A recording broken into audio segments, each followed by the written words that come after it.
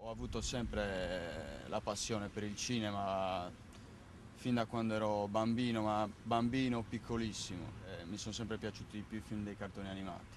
E mio padre mi portava molto al cinema, e anche quando non capivo proprio niente, neanche chi erano i personaggi, come si muovevano. Lui allora cercava di spiegarmeli, di inventarsi qualcosa, di identificarli con qualcuno tipo quello lì. Mi sparava un sacco si inventava un sacco di balle, diciamo, sui personaggi dei film, tipo quello lì amico l'ho conosciuto, mio amico, quello lì è tuo zio, quello lì l'ho conosciuto tanti anni fa, eravamo a scuola insieme, quello era il mio compagno di classe. Ricordo che una volta sono andato a vedere con mio padre al cinema, qui a Sassari, all'Ariston, Conan il Barbaro.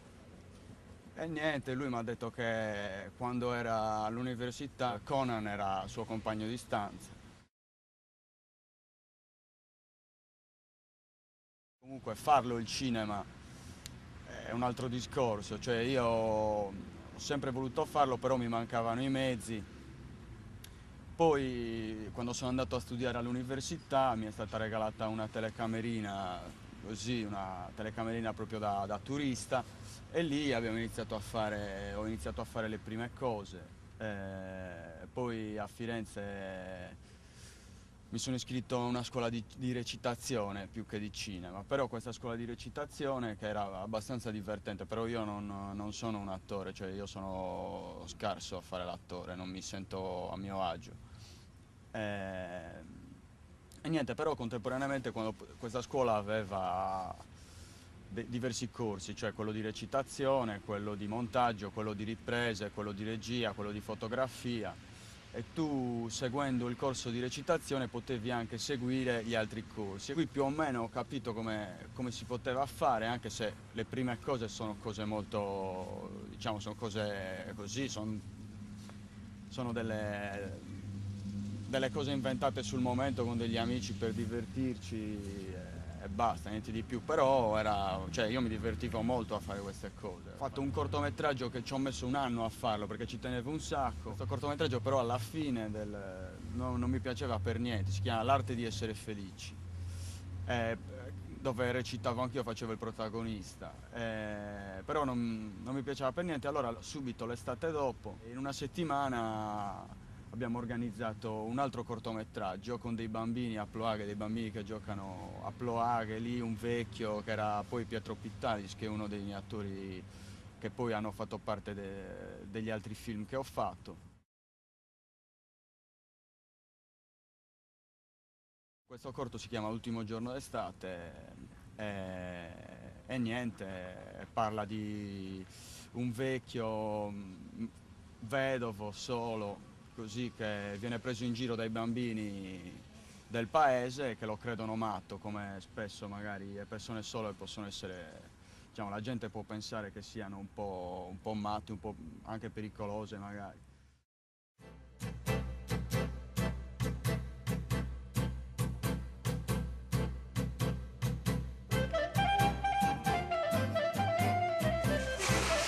Caso vuoi tu. Non hai capito che qua tu non ci devi più venire. Non hai capito che te ne devi andare. Vattene, io. Perché non devi andare? Vai, Tu qui non ci comandi. vai.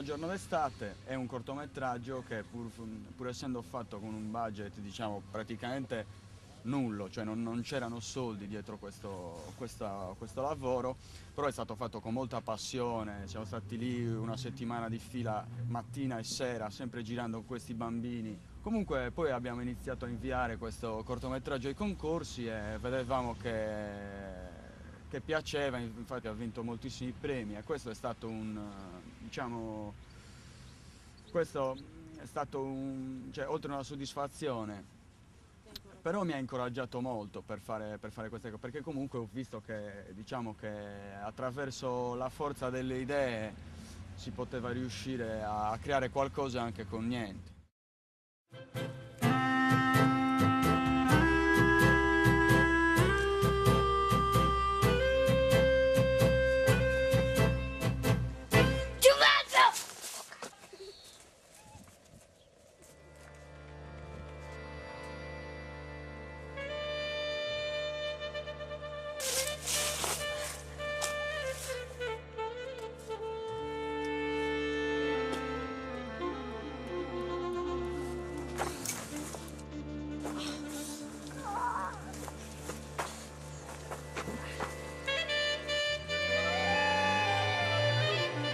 Ciao.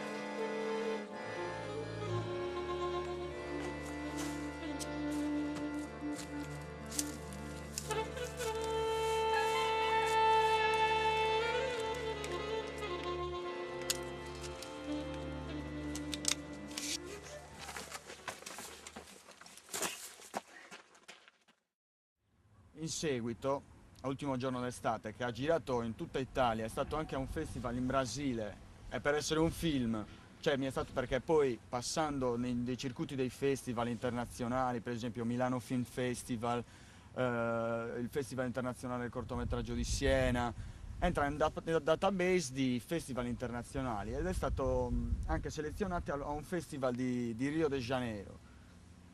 Per cui questo film, talmente piccolo, fatto, cioè avevo 21 anni quando l'ho fatto, che si è girato il mondo, lui da solo, come fosse una persona, cioè quasi come se fosse una persona, a me mi ha dato molta soddisfazione.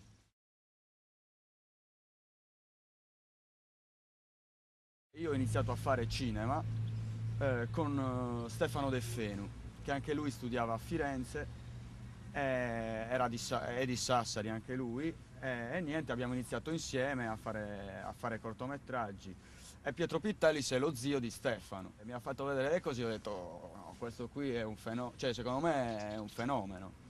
Allora niente, siamo andati nella sua campagna perché Pietro è un allevatore, agricoltore.